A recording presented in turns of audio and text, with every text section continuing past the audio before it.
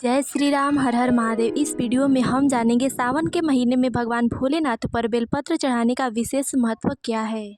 वैसे तो पूरे साल भगवान शिव पर बेलपत्र चढ़ाया जाता है, लेकिन श्रावण माह में भगवान शिव पर बेलपत्र चढ़ाने का हमारे शास्त्रों में विशेष महत्व बताया गया है। तो आइए जानते हैं उन विशेष महत्वों के बारे में। सावन का महीना हो या महाशिवरात्रि का त्यौहार, भगवान भोलेनाथ को बेलपत्र विशेष रूप से अर्पित किया जाता है। भगवान भोलेनाथ को बेलपत्र अत्यंत ही प्रिय है। इसके बिना भगवान भोलेनाथ की पूजा अधूरी मानी जाती है। मान्यताओं के अनुसार शिवलिंग पर बेलपत्र चढ़ाने से भोले बाबा अपने भक्त की सभी मनोकामना पूर्ण करते हैं, उन पर विशेष कृपा करते हैं। बेलपत्र में 3 पत्तियों से जुड़े अनेक तथ्य कहे गए हैं। उनमें से एक तथ्य है, बेलपत्र में 3 पत्तियां एक साथ जुड़ी होती है। ऐसा कहा जाता है कि बेलपत्र में 3 देवों ब्रह्मा, विष्णु, महेश, तीनों देवताओं का वास होता है। साथ ही बेलपत्र के 3 पत्तों को महादेव की 3 आंखें या उनके त्रिशूल का प्रतीक भी माना जाता है। तो आइए अब हम जान लेते हैं भगवान शिव को बेलपत्र चढ़ाने के पीछे की पौराणिक कथा क्या है। मान्यताओं के अनुसार समुद्र मंथन के समय जो विष निकला था, उसे कोई भी ग्रहण करने को तैयार नहीं था। तब महादेव जी ने पूरी सृष्टि की रक्षा हेतु उस विष को अपने कंठ में धारण किया था।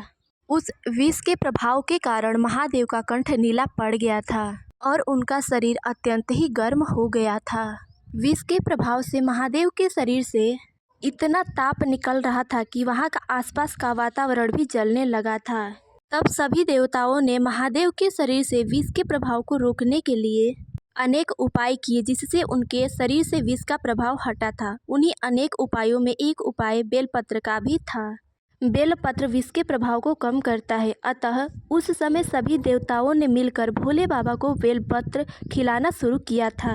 बेलपत्र खिलाने के साथ ही उनके शरीर को शीतल करने के लिए जल भी चढ़ाया था। बेलपत्र और जल के प्रभाव से भोले बाबा के शरीर से विष के प्रभाव से जो जलन थी, वह धीरे धीरे शांत होने लगी थी, अर्थात कम होने लगी थी। तभी से भगवान भोलेनाथ पर जल और बेलपत्र चढ़ाने की प्रथा चालू हो गई।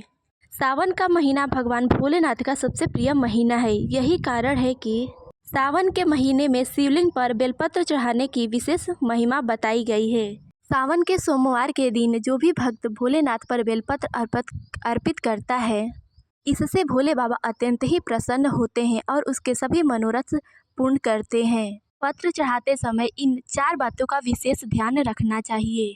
पहला है, बेलपत्र हमेशा 3 पत्ती वाला ही शिवलिंग पर चढ़ाना चाहिए और उसमें कोई भी चक्र नहीं बना होना चाहिए। दूसरा है, बेलपत्र चढ़ाने से पहले उसे अच्छे से धोकर और चंदन से राम नाम लिखकर अथवा टीका लगाकर भोलेनाथ पर बेलपत्र अर्पण करना चाहिए। तीसरी बात, बेलपत्र 5, 7, 11 या इससे अधिक यानी कि अनगिनत भी चढ़ा सकते हैं। चौथा है, बेलपत्र चढ़ाते समय ओम नमः शिवाय मंत्र का जाप अवश्य करें अथवा सीताराम नाम मंत्र का जाप अवश्य करें।